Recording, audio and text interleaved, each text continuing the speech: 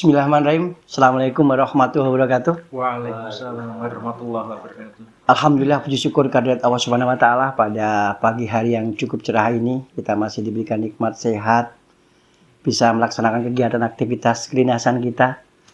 Dan mudah-mudahan apa yang nanti akan kita laksanakan di dalam melaksanakan laboratorium administrasi pemerintahan desa ini bisa memberikan pencerahan, memberikan informasi kepada sobat desa tentunya yang barangkali secara tugas terkait masalah data-data yang berkaitan dengan warga miskin ini yang sangat-sangat krusial sekali. Untuk itu hadir di tengah-tengah kita Bapak Teguh Setiadi dari Penyuluh Sosial Dinas Sosial Kabupaten Batang. Selamat pagi Mas Teguh. Dan kali ini kami juga didampingi oleh Pak Sekretaris Dismades Kabupaten Batang. Selamat pagi Pak Tony. Selamat pagi. Injih, alhamdulillah pada kenyataannya kalau kita bicara tentang data ini luar biasa sekali, apalagi kalau kita melihat dengan data kemiskinan masing-masing kadang nuwun sewu kriterianya berbeda-beda sehingga kadang yang ada di tingkat desa untuk bisa memetakan kriteria kemiskinan yang seperti apa dan problematika permasalahan yang ada di desa terkait dengan masalah penerima manfaat yang berkaitan masalah alokasi anggaran dana kemiskinan yang sumbernya bermacam-macam itu menjadi sebuah evaluasi untuk kita. Bagaimana sih sebenarnya mekanisme proses pendataan untuk kriteria kemiskinan dengan segala permasalahannya, termasuk hal-hal lain yang berkaitan dengan masalah mekanisme-mekanisme yang menjadi semacam data yang valid, data yang konkret sehingga barangkali desa tidak menjadi sebuah dilema dalam proses pendataannya. Namun demikian sebelum nanti masuk ke Mas Teguh, tentunya sebagai pengantar kami berikan kepada Pak Sekretaris Dismades Kabupaten Batang, Pak Tony, untuk menyampaikan beberapa hal. Waktu dan tempat kami persilakan Pak Tony. Oke, terima kasih. Assalamualaikum warahmatullahi wabarakatuh. Waalaikumsalam. Yang hormati Mas Ari, Mas Teguh dari Dinsos, terima kasih kehadirannya dan mudah-mudahan kita akan bisa membawa manfaat keberkahan kepada masyarakat desa dan masyarakat Batang secara umum. Jadi menarik tentang permasalahan data. Permasalahan data penduduk ini menjadi hal yang menarik dan itu boleh dikatakan kayak simpul yang nggak tahu di ujungnya di mana nih kata itu jawabannya. Tapi pada prinsipnya adalah bagaimana data penerima manfaat itu tepat sasaran itu saja sebenarnya kalau di desa itu. Jadi masalah proses-proses mereka biasanya nggak, bahkan boleh katakan nggak mau tahu. Tapi intinya ketika ada hal-hal yang berkaitan dengan bantuan sosial itu yang berhak menerima itu dapat itu tak sebenarnya. Makanya dalam tanda kutip di kesempatan ini juga akan saya ulas sedikit berkenaan dengan data ya. Dulu ke awal proses pendataan ini kan dimulai dari DTKS yang dulu data awal 2014. Tiba-tiba harus dilakukan review ulang di sekitar 2018-an. Sehingga menjadi hal yang sangat krusial dan saat itu masih prosesnya itu sangat tergantung kepada Kementerian Sosial. Dulu ada TNP 2K dan sebagainya. Kita proses di sini usulan-usulan, terus kemudian yang menetapkan adalah pusat dulu. Sehingga kadang-kadang umpan balik dari pusat itu juga tidak semerta-merta langsung sebulan jadi. Bisa jadi 1 tahun berikutnya jadi, itu pun tidak semuanya disetujui. Sehingga dalam tanda kutip di lapangan harus cepat, tapi ketika alur sampai pusat balik ke bawah itu lambat menjadi masalah.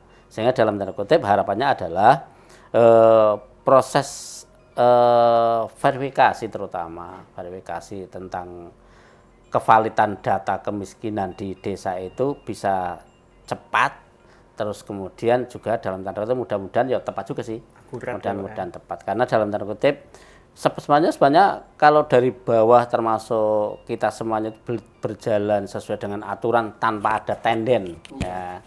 Kadang-kadang di bawah kan disudoni, wah sedulure Pak RT, sedulure Pak Lurah, sedulure ya. Atau dulu saya dukung A dan sebagainya. Sepanjang itu dilepas, itu sebenarnya juga sudah mengurangi. Jadi dalam tanda kutip kami hanya berharap di forum ini ada semacam kewajiban desa itu apa. Terus kemudian kewajiban dalam tanda kutip hal ini dari Pemda dalam tanda kutip di bawahnya Dinsos, kewajiban Dinsos apa. Terus kemudian prosedural, proses untuk proses dalam tanda kutip verifikasi lah, verbal data tentang kemiskinan penduduk itu apakah dari desa, terus kemudian dinas sosial langsung balik ke desa atau masih ke sana lagi. Kalau dari desa dinsos ke bawah kan kita cepat. Terus kemudian juga kita kadang-kadang di desa itu kan akhirnya kadang-kadang modelnya yang penting bagi roto, kadang-kadang seperti itu. Ini kita kan tidak berharap. Terus kemudian juga tidak mengurangi ini Mas, mengurangi tingkat SDM di desa. Ya, di desa. Karena kadang-kadang desa itu yang bekerja semuanya itu ya orang-orang itu saja. Ketika yang bekerja dalam tanda kutip pemikir orang-orang itu juga akhirnya menjadi beban desa yang kadang-kadang tidak bisa mengoptimalkan proses verbal ini. Mungkin gambaran awal itu monggo dijelaskan oleh Mas Teguh proses untuk proses verbal, terutama verbal data kemiskinan itu yang terbaru lah, yang paling update itu apa, terutama tanggung jawab desa, terus kemudian harus kemana. Yang paling cepat bagaimana, terus yang tidak kalah pentingnya peran kecamatan bagaimana. Mungkin itu gambar awal. Ya, terima kasih Pak Sek, luar biasa sekali ini. Ilustrasi faktual, faktanya memang seperti itu. Nah, seperti itu. Bagaimana menyikapi itu, Mas Teguh, monggo. Oke, izin Pak Sek, Pak Tony, Mas Ari, terima kasih atas waktunya. Assalamualaikum warahmatullahi wabarakatuh. Waalaikumsalam warahmatullahi wabarakatuh. Terima kasih sekali Dinas Sosial kembali diberi kesempatan untuk memaparkan atau menginformasikan kaitannya dengan data fakir miskin atau data kemiskinan di tingkat desa.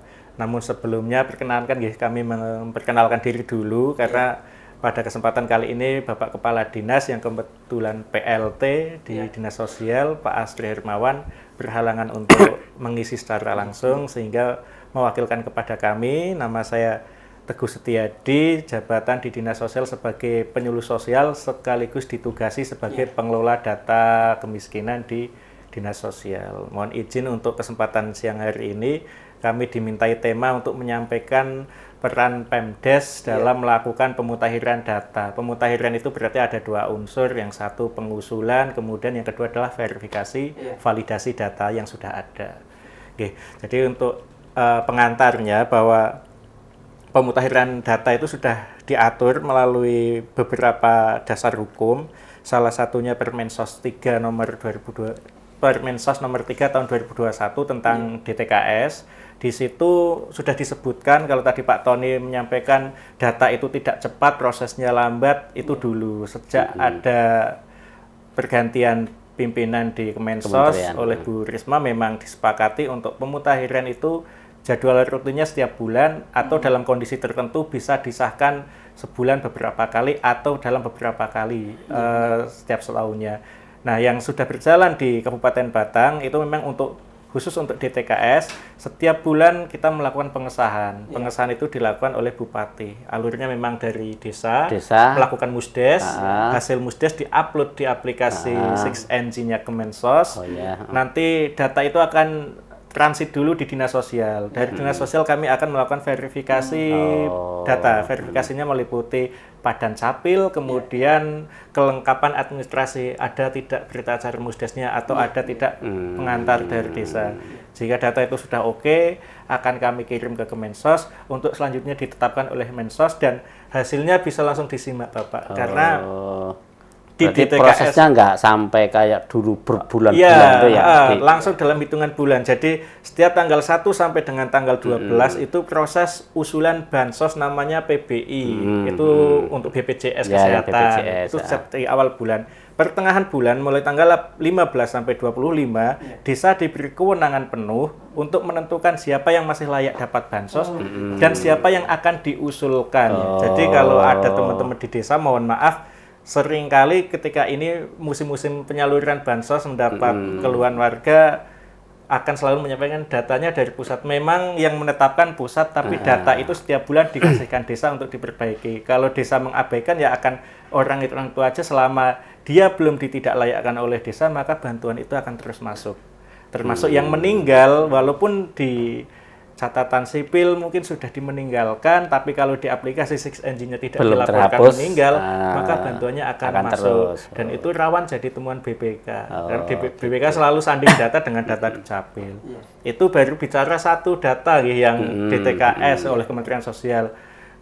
Kebetulan di DTKS itu sekarang model pendataannya tidak lagi kuantitatif. Kalau dulu mungkin seingat Pak Tony waktu masih BDT itu kan variabelnya ada 43. Dirinci pakai angka, dihitung pakai rumus, kemudian diperingkatkan desil 1, 2, 3, 4 dan seterusnya itu. Nah, yang desil 1, 2, 3, 4 itu yang masuk kategori penerima bansos.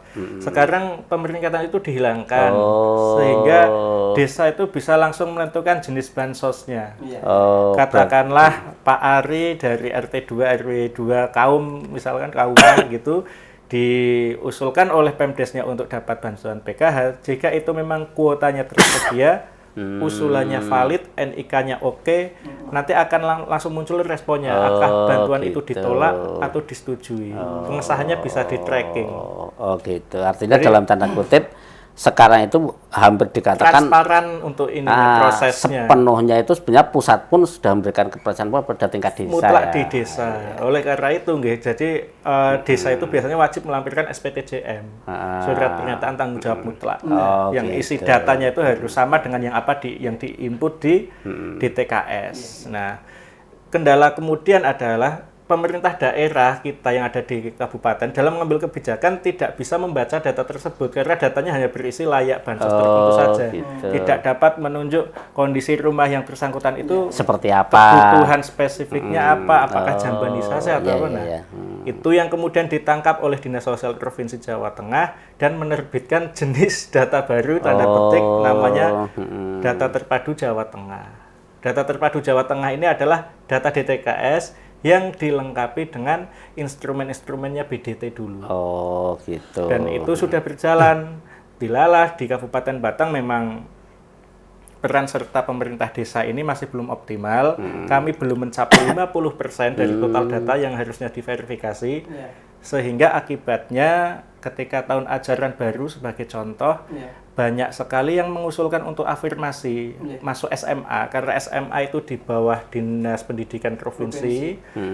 Datanya itu yang dipakai adalah DT Jateng, data terpadu Jawa Tengah. Otomatis. Orang tua menyampaikan keluhan ke kami, orang tuanya punya kartu PKH, punya KIP, bahkan punya KIS lengkap, semua jenis bantuan dapat. Ternyata tetapi tidak di Dapodinya Dinas provinsi itu tidak kebaca sebagai masyarakat miskin karena DT Jatengnya tidak diotak-atik oleh desa.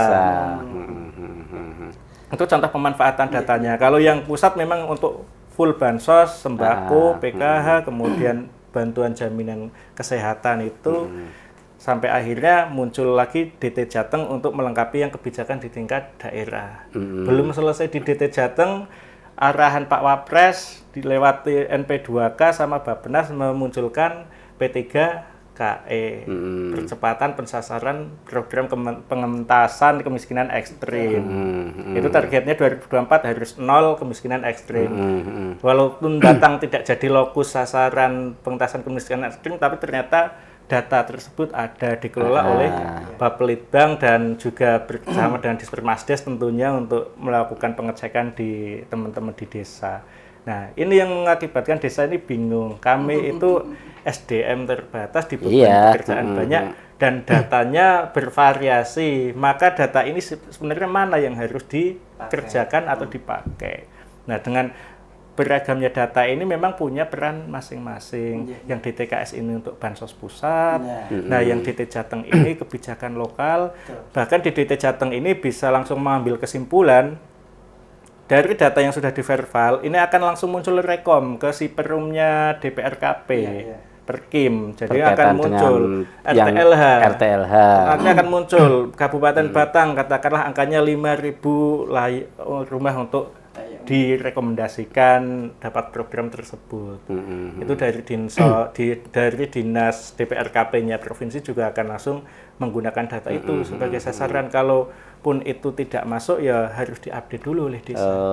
Gitu. Misal desa sudah punya calon nama, tapi ketika diusulkan kok belum masuk DT Jateng, maka data itu akan terpental. Terus nih begini, jadi soalnya kan kalau yang dari yang Jateng DC apa namanya? DT Jateng. DC Jateng itu kan lebih kepada untuk mensinkronkan sekaligus memfasilitasi kegiatan-kegiatan sosial yang dari Jateng ya.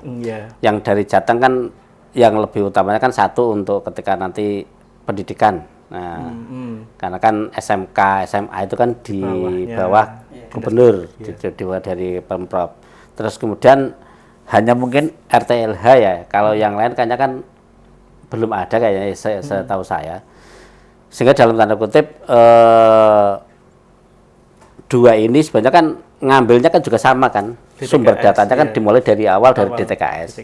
Termasuk ekstrim pun juga dari DTKS juga kan. Kalau ekstrim itu dulu dikelola oleh dinas yang KB di DPPA KB itu pendataan keluarga. Data dasarnya nggak pakai ini. Dari sana Pak, dicacah langsung oleh teman-teman di KB, gitu. Kemudian di BKKBN di pusat itu disanding dengan TMP 2K karena kebetulan Kementerian Sosial memberi kebijakan bahwa data yang akan digunakan itu hanya DTKS.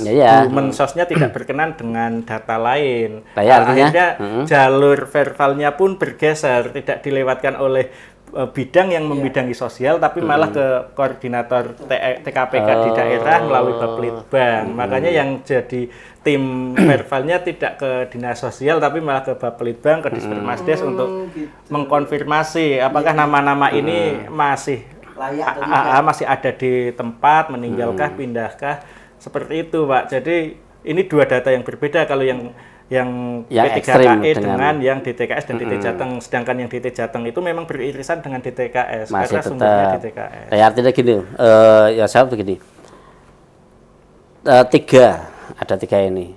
Yang DT Jateng tetap database-nya kan dari DTKS. Artinya hanya tinggal memasukkan instrumen tertentu saja kan, yang mengupdate. Terus kemudian yang ekstrim itu enggak pakai database DTKS atau tersendiri. Pak. Berbeda itu. Tapi tak ulang kembali. Bisa berarti artinya bisa berbeda. Berbeda karena pemanfaatannya juga berbeda. Kalau P3KE itu langsung pensasaran jika nama-nama itu memang oleh desa dianggap prioritas dapat bantuan, seharusnya akses bantuannya kan tetap ke DTKS, Pak. Iya, jadi makanya. si nama P3KE ini akan di-cross-check ulang apakah dia masuk di DTKS atau tidak. Kalau dia masuk di DTKS baru sudah dapat bansos atau belum. Kalau dia belum dapat bansos, maka baru untuk bisa diusulkan bansosnya. Makanya tak ulang begini. Yang saya penegasan ini, jadi nanti kan ini dia ada desa. Khusus yang ekstrim logikanya nih, logikanya. Yang namanya kemiskinan ekstrim itu kan sing nemen kan, logikanya kan kudune harus masuk kan. Artinya masuk di DTKS. Terus kemudian masalah dapat bantuannya kan memang disesuaikan. Artinya logika berpikir saya sekalipun hanya permasalahan koordinasi sih, ini hanya permasalahan koordinasi. Logika saya tetap database itu tetap DTKS. Nah, dan sampai ada kok yang ekstrim tidak menjadi bagian yang DTKS, berarti kan ada sesuatu yang salah bisa di tingkat di desanya, ya kan? Atau kok bisa-bisanya orang cacahan oleh pihak non desa kan kalau yang P3KE sekalipun itu tidak non desa, mereka logikanya nggak bakal tidak melewati Pemdes ketika di bawah, kan seperti itu.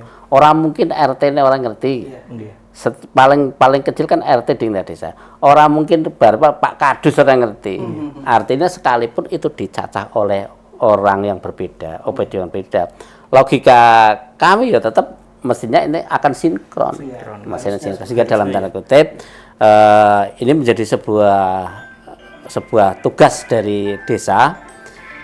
Ada 3 jenis pendataan sekalipun, siapapun yang mendata, tolong Pak Kades, Pak Sekdes atau Bu Sekdes atau Bu Kades, mohon agar tetap dalam pantauan jenengan. Jadi, dan logika saya berpikir juga sebenarnya OPD, selama masih OPD di tingkat kabupaten yang di bawah bupati, saya yakin nggak bakalan ketika melaksanakan suatu kegiatan di desa itu tidak kulonwun lebih dahulu ke desa.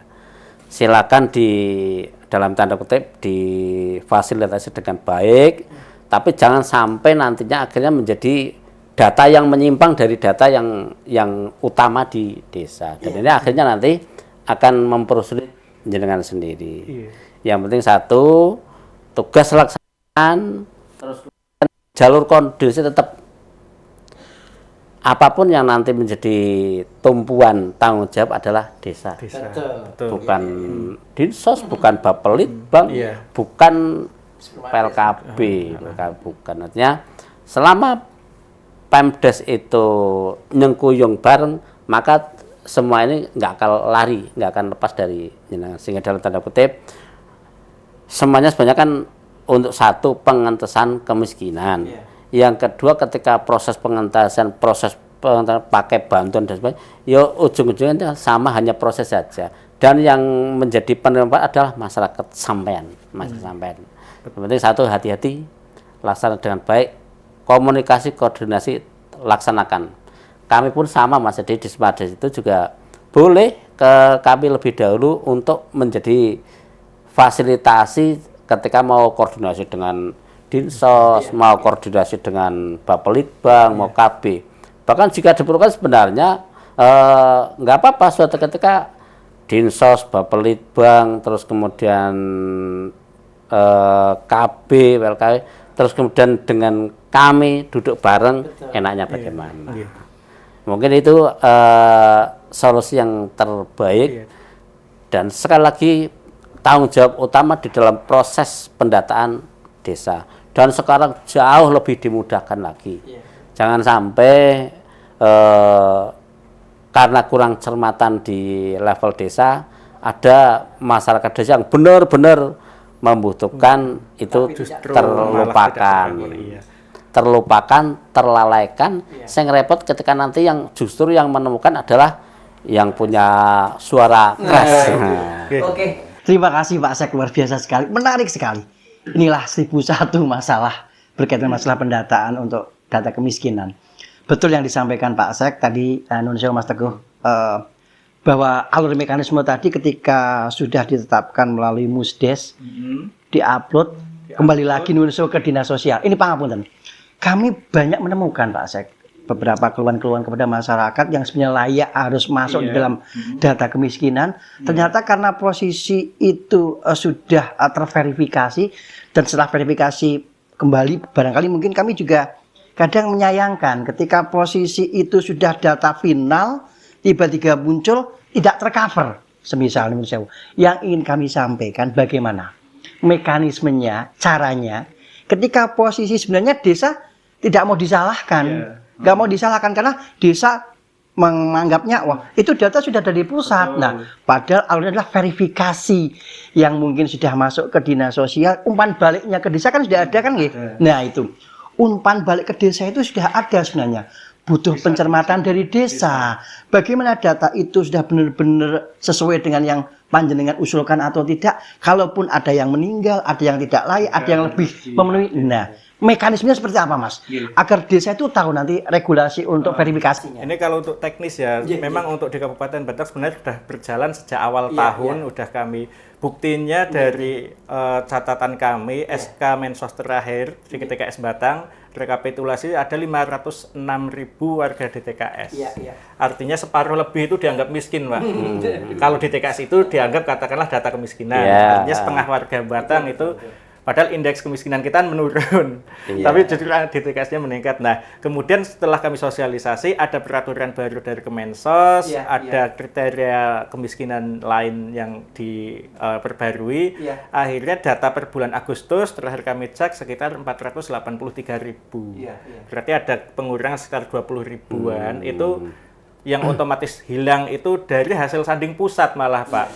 Karena pusat itu mungkin ya karena beranggapan data di bawah bergeraknya tidak cukup dinamis sehingga melakukan sanding data antar lembaga. Pertama, mungkin desa ini kami klarifikasi, desa yang banyak sekali yang DTKS-nya non aktif itu disebabkan satu, data sanding dengan Dukcapil NIK tidak padan atau tidak ditemukan. Iya. Itu jelas bantuan akan bermasalah karena di pihak bank penyalur selaku penyalur itu pasti akan memastikan NIK sama dengan yang ada di EKTP. Kedua, data meninggal. Iya. Kemudian yang ketiga, data sanding dengan BPJS Ketenagakerjaan. Jadi Kemensos sekarang itu tidak menghendaki penerima bantuan yang menerima gaji di atas UMP.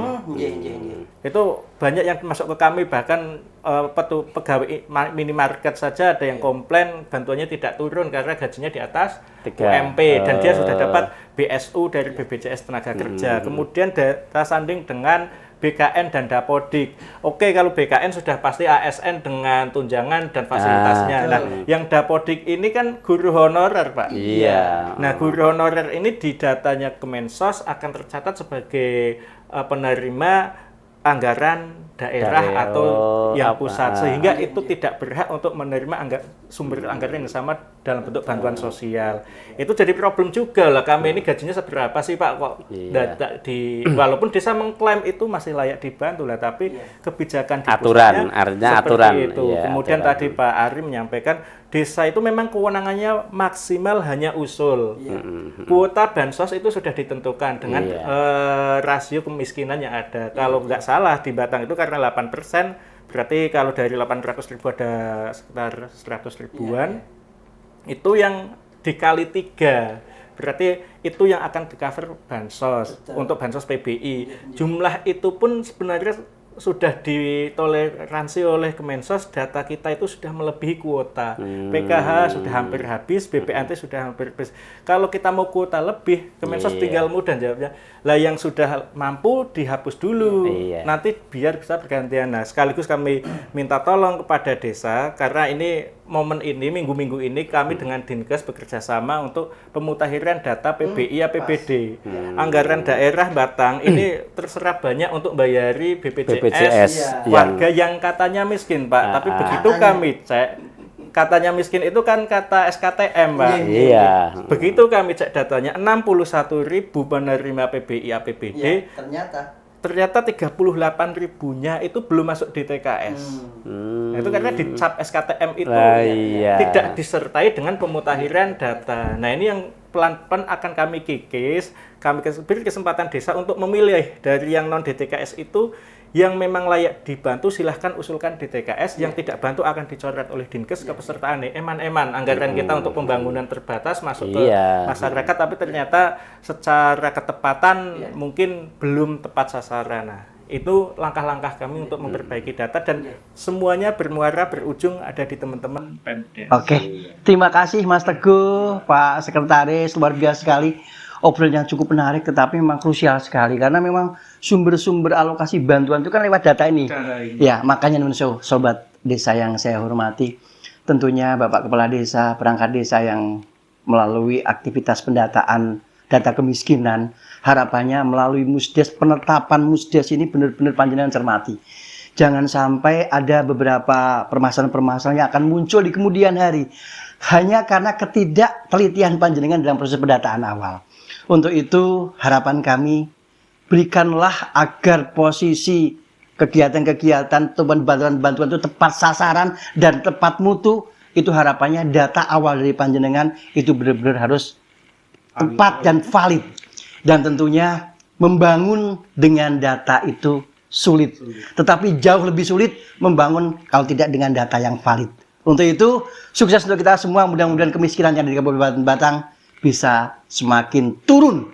Dan terima kasih Mudah-mudahan obrolan kita bisa bermanfaat untuk bisa evaluasi teman-teman desa yang ada di desa masing-masing. Assalamualaikum warahmatullahi wabarakatuh.